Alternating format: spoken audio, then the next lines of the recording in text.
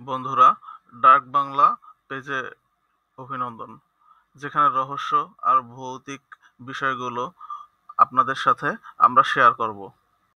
চলুন আজকের ভিডিও শুরু করা যাক। No escape room. ঘটনাটা ঘটেছিল 2018 সালে, যখন মাইকেল আর তার মেয়েকে নিয়ে একটি ছোট শহরে থেমেছিল।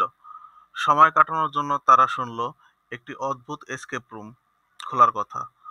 মজার অভিজ্ঞতা ভেবে তারা সেখানে যোগ দিল। কিন্তু এই এসকেপ রুম ছিল অন্য সবকিছুর থেকে সম্পূর্ণ আলাদা। এটা শুধু খেলা নয়, বরং অভিশপ্ত বাড়ি, যেখানে প্রতিটি ঘরই যেন এক একটা মরার ফাঁদ, আর প্রতিটি দরজার পেছনে লুকিয়ে আছে ভয়ঙ্কর সব রহস্য। তাদের সাথে আরো কয়েকজন অংশগ্রহণকারী ছিল। খেলার নিয়ম খুব সোজা: ধাঁধা সমাধান করে ঘর থেকে ঘরে যেতে হবে, আর শেষ পর্যন্ত বেরিয়ে আসতে হবে। কিন্তু অল্প কিছুক্ষণ পরেই তারা বুঝলো, এই এসকেপ রুমে প্রবেশ করলে কোনোভাবে বের হওয়ার আর কোনো উপায় নেই। যত সময় এগোতে লাগলো, ততই রহস্যময় ঘটনার শিকার হতে লাগলো সবাই।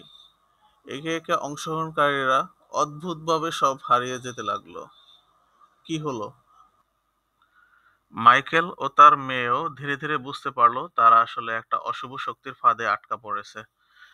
বাড়িটা যেন তাদের ইচ্ছামতো খেলার ছলে ঘুরিয়ে ফিরিয়ে নতুন নতুন ভয়াবহতা দেখাচ্ছিল। শেষে দেখা গেল এই বাড়ি থেকে কোনো পালাবার পথ নেই। যতই চেষ্টা করুক না কেন, তারা বারবার একই জায়গায় ফিরে আসছিল।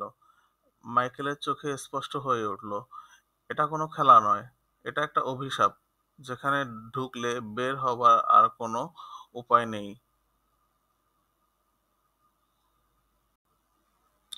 হঠাৎ করেই এক অচেনা মেয়ে তাদের সামনে এলো। সে আগের খেলোয়াড়, বহু বছর আগে নিখোঁজ হয়েছিল।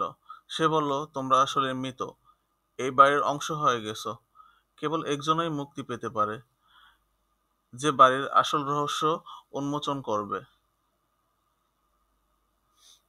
তারা জানল বহু বছর আগে এখানে একজন জাদুকর অমরত্বের পরীক্ষা করেছিল।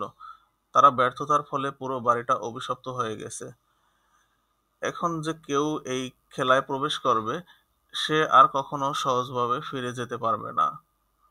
তারপরও তারা শেষ লড়াই করেছিল। মাইকেল তার মেয়েকে বাঁচানোর জন্য সেই জাদুঘরের রেখে যাওয়া বই খুঁজে পায়। বইয়ের মধ্যে একটি অদ্ভুত মন্ত্র, যা পড়তে পড়তে বাড়ির অভিশাপ ভাঙা সম্ভব হয়েছিল। তো বন্ধুরা, এই ছিল আজকের ঘটনা। ভালো লাগলে আমাদের পেজটি ফলো করবেন। ধন্যবাদ সাথে থাকার জন্য।